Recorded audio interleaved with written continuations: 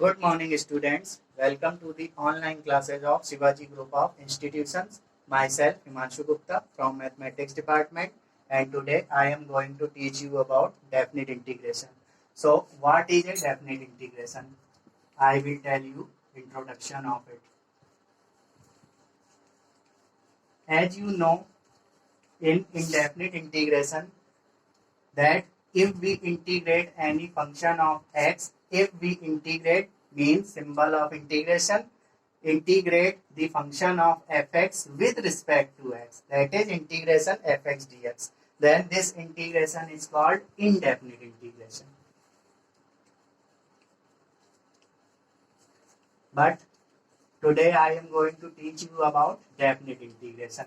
So definite integration is a conclude from indefinite integration. So what is the indefinite integration? What is a definite integration? Definite integration means apply if we apply limits of x in this symbol, limits of x in symbol of integration, then integration is said to be definite integration. Limit of x come and limit of x means lower limit and upper limit, because this integration is acting with respect to x. So we suppose lower limit of x is a, yani that is x equal a, and upper limit of x is b, that is x equal b. Then we will write lower limit of x under the lower part of this integration sign, x equal a, and upper limit of x in the upper part of the integration sign, x equal a to x equal b. Then this symbol is called definite integration. Definite integration. So now I am going to tell you how we evaluate it, how we evaluate a definite integration. So evaluation of a definite integration.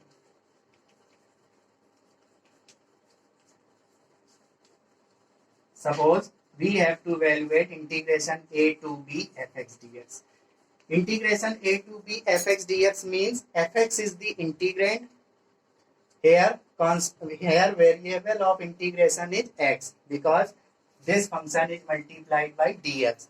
If this function is multiplied by dy, then variable of integration is y. If this function is multiplied by dz, then variable of integration is z. Here variable of integration is x. Then the numbers lie upper part, lower part and upper part in the integral sign is the value of x. That is x, a and b is the value of x. Now, how we evaluate this integration, which is a definite integration? So, let I equal integration a to b fx dx. I is the value of this integration. So, now we evaluate the definite integration by second fundamental theorem of integral calculus.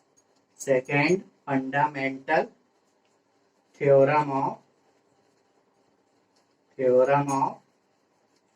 integral calculus. Now, what is the second fundamental theorem of integral calculus? Second fundamental theorem of integral calculus says that if you want to evaluate a definite integration, then first you will evaluate its indefinite integration. Means if I want to evaluate this definite integration, then I have to evaluate integration fx dx, which is said to be indefinite integration after hitting these limits. Then I have to evaluate integration fx dx first. So now take integration fx dx is equal to capital Fx plus c, where c is the constant of integration. C is the constant of integration. And because of this C, this integration is said to be indefinite integration. And if we apply limits of x in the sign of integration, then integration is said to be definite integration, where C is the constant of integration. So now we assume that integration of fx dx equal capital Fx plus C means if we integrate any function of x, if we integrate any function of x with respect to x, then we get a new function of x and a constant of integration. For example, integration of cos x dx equal sin x plus C. You already know that. So if we put fx in place of cos x, because cos x is the function of x, so you observe that cos x is the function of x. Then if we integrate cos x with respect to x, then we get a new function sin x, which is again a function of x. So I named it as capital Fx. So we assume that integration of capital Fx dx is, we assume that integration of small fx dx equal capital Fx plus C. This is the value of indefinite integration. So now, according to second fundamental theorem, we have to evaluate first indefinite integration. That is, we have to evaluate integration of fx dx. Not, you cannot see about limits. Integration fx dx. Now integration fx dx is equal to capital Fx plus C. Then after closing the bracket, we have to apply limit. On the extreme right bracket, we have to put lower limit of x equal in lower part and upper limit of x in upper part. Now it's time to solve it. Then put upper limit of x in this indefinite integration. So when we put x equal b in this, we get capital Fb plus C minus, then put lower limit of x. So Fa plus C. Now we get I equal Fb plus C minus, multiplying by minus sign, we get minus Fa minus C. Plus C minus C is cancel out. Then we get I equal Fb minus Fa. This is the value of definite integration. Now you see that value of this integration does not contain the constant of integration. So we observe that constant of integration does not remains in definite integration. It is point to be noted that if you evaluate any definite integration, then you cannot include any constant of integration after integrating it, because you observe that a constant of integration C has already vanished. Now I am going to teach you some examples based on definite integration. So first example is evaluate integration 1 to 2. Now I have to evaluate integration from 1 to 2 of whose x square dx. We have to evaluate integration of x square dx from limits 1 to 2. So solution, let I equal integration 1 to 2 x square dx. Now this is again a definite integration. So we can apply second fundamental theorem of integral calculus, which says that we cannot see limits first. We will evaluate integration of x square dx first. So then what is the integration of x square with respect to x? That is x cube upon 3.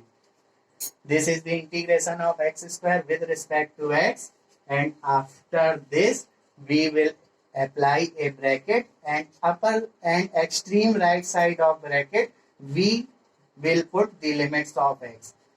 In lower part we will put x equal 1, and upper part we will put x equal 2. Now I equal, first we will put upper limit of x in this function. The upper limit of x in this function is 2. So 2 का cube upon 3 minus 1 to the power 3 upon 3. Whole cube of 2 is 8 by 3 minus whole cube of 1 is 1 by 3. And after solving this part, we will get 7 by 3. This is the answer of first integration, which is a definite integration. Now, example number 2. Evaluate integration 2 to 4 1 by x dx.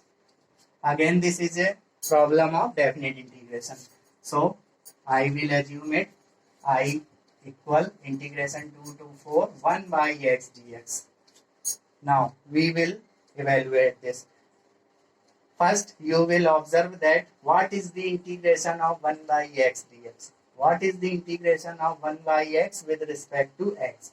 So, that integration is base e log x.